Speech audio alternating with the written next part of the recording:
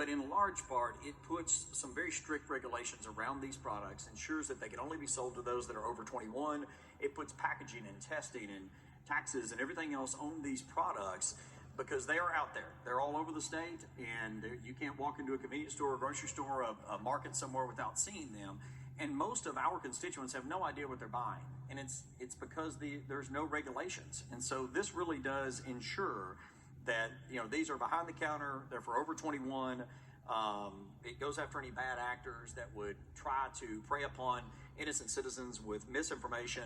It's got full safety panel test. It's got all that on the packaging and requires these to be kept in the packaging, but still allows for this industry to continue to flourish. But it just makes sure that it has guardrails on it. With that, Mr. Speaker, I renew my motion. Leader Lamberth renews the motion. Any discussion on the bill? Representative Hurd. Thank you, Mr. Speaker. Leader, I just want to tell you thank you for working on this. I know we've had many conversations on it, and also your willingness to come to the table with everybody involved to get this legislation in good shape where everybody is comfortable. It's much needed consumer protection and child protection built into it. So again, thank you very much and appreciate your work. Leader Lamberth. Thank you, Chairman Hurd. And for those that may not know, Chairman Hurd and many others in this body, but especially Chairman Hurd, has worked a long time on these issues. And I think everybody in this chamber knows these are not my particularly favorite products. I'm not wild about the fact that folks use them at all, but if you're an adult and you're over 21 and you wish to partake in this product, then they are out there, and we've just tried to make it as safe as possible. So, Chairman Clemens. Thank you, Mr. Speaker. So with the amended version of this bill, Mr. Leader, are we prohibiting anything from selling anything that is not currently allowed under state law? Leader Lamberth. Yes. I mean, it outlines in here exactly what is allowed, and it has to be. I mean, it defines cannabinoids. It defines what. It has a lengthy list in the amendment of items that are permitted. It makes it very clear that marijuana, Delta 9, is absolutely still illegal. It puts the parameters around what types of products are allowed. Now, the vast majority of products that are out there on the market right now will still be permitted, but they will have to be regulated and fall within that category. The reason I can't tell you exactly what all is on the market now that will be prohibited is there's no labeling, there's no quality controls, we don't really know all of the products that are being sold because they've never been regulated like this. So it specifies what can be sold, and if there is something that is out there that does not fall within this amendment, within this law, if it passes, then those products would no longer be able to be sold. Chairman Clemens. So just to clarify, there are things that are currently being sold that are allowed by law that are now going to be prohibited by this legislation. I understand the regulatory side of it and the need for additional regulation, but there are things currently that are being legally sold right now that are going to be prohibited by this. Leader Lamberth. That is possible. Chairman Clemens. Thank you, Mr. Speaker. So, as you said, this stuff's being sold statewide. There's tons of different products. It does require regulation, but why are we not just going ahead and legalizing cannabis statewide to end this piecemeal adoption of policies with regards to cannabinoids? Why don't we just legalize cannabis? Chairman Clemens.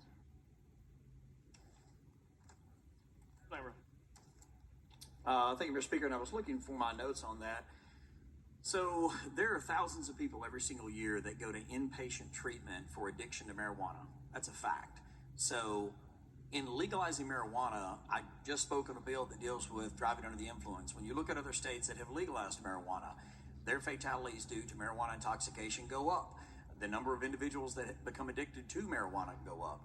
I mean, it is not a safe product in any form, period. And so this hemp-derived cannabinoid, if properly regulated, is at least a safer option. Look, I've said publicly and will say again, there's no truly safe way to use these products.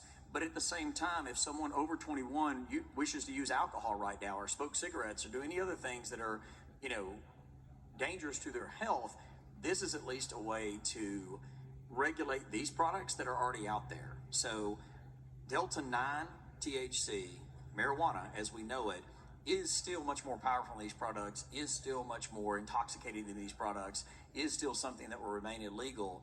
But this just regulates the products that are already out there. Chairman Clement. Thank you, Mr. Speaker.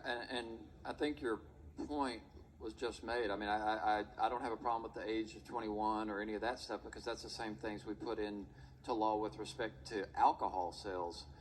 But alcohol kills far many more people. Those data is clear, but we're not prohibiting that. I still don't understand and understand the logic of why we wouldn't legalize cannabis for any purpose as opposed to alcohol.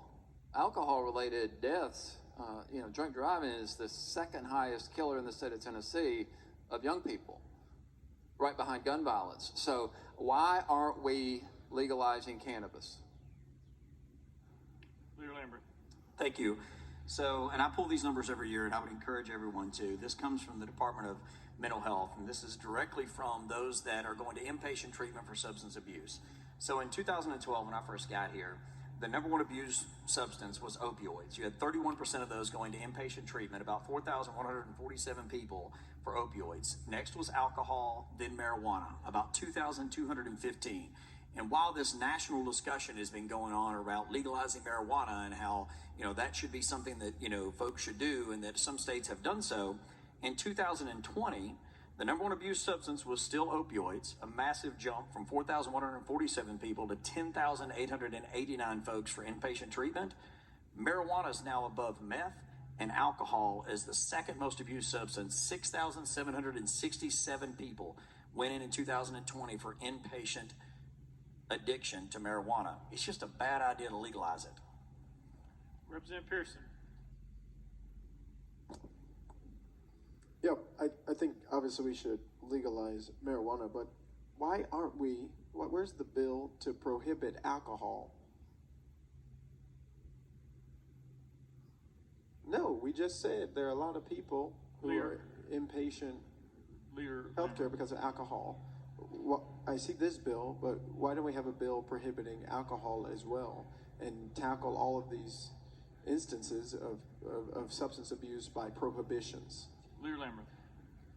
Well, nationally, we tried that in the 20s, and they did, and then they actually reversed that through two different constitutional amendments, and so here we are. Representative Pearson. Yeah, I mean, looking at how Tennessee operates, I'm sure there's some prohibitions that we could create that still would be within the law as we've seen. But what's really interesting to me, as we've been having this big discussion in our state about gun violence and things, is to see the regulations coming up as it relates to this in particular. And one of the things that I'm curious about and would love your perspective on is why the age of 21 instead of the age of 18 was chosen for this legislation. Leader Lambert. So again, that matches up with other intoxicating substances like you mentioned in alcohol. So it literally just makes the statutes match up with that. Representative Pearson. Thank you. When you were talking and thinking about this legislation to us, there were a lot of things that are being regulated: the packaging, the testing, making sure that bad actors wouldn't be able to use this, ensuring that people who are 21 years old or younger rather wouldn't be able to access it, making sure that there are all these protections in place, from literally none regulations to a lot of regulations for something that you view and a lot of other folks view needs to be regulated. This same energy, right, this same effort is possible and needs to happen in other legislation that people are asking about.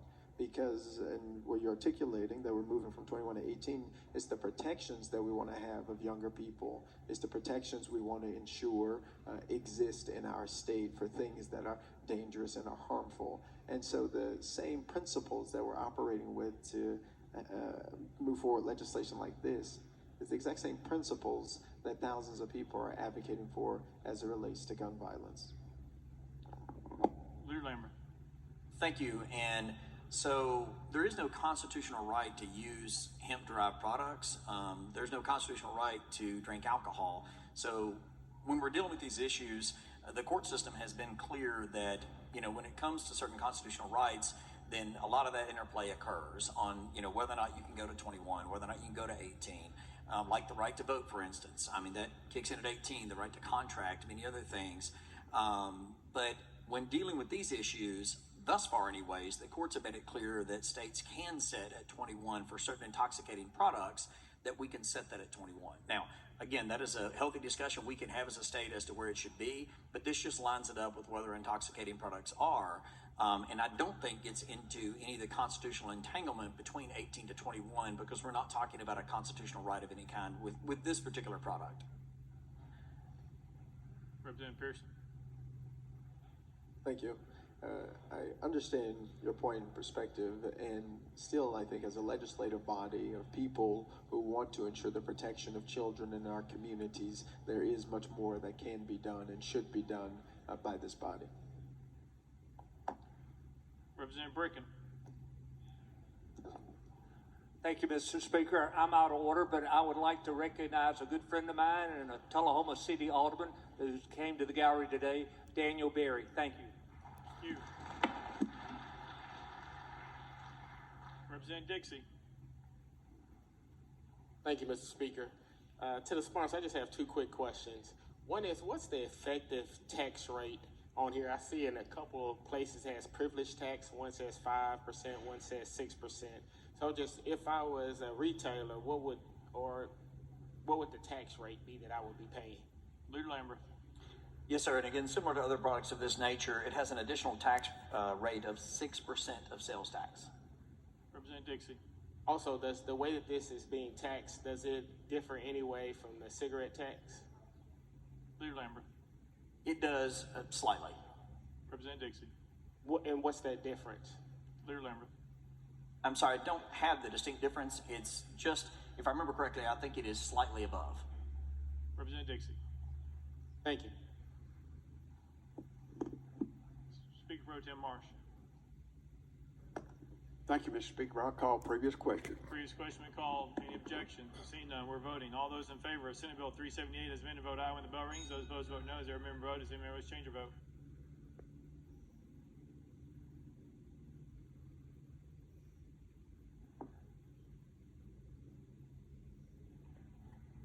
Mr. Clerk, please take the vote. Ayes 92, 3 nays, 1 present, not voted. Senate Bill 378, having received a constitutional majority, I hereby declare passed without objection. The most for series table.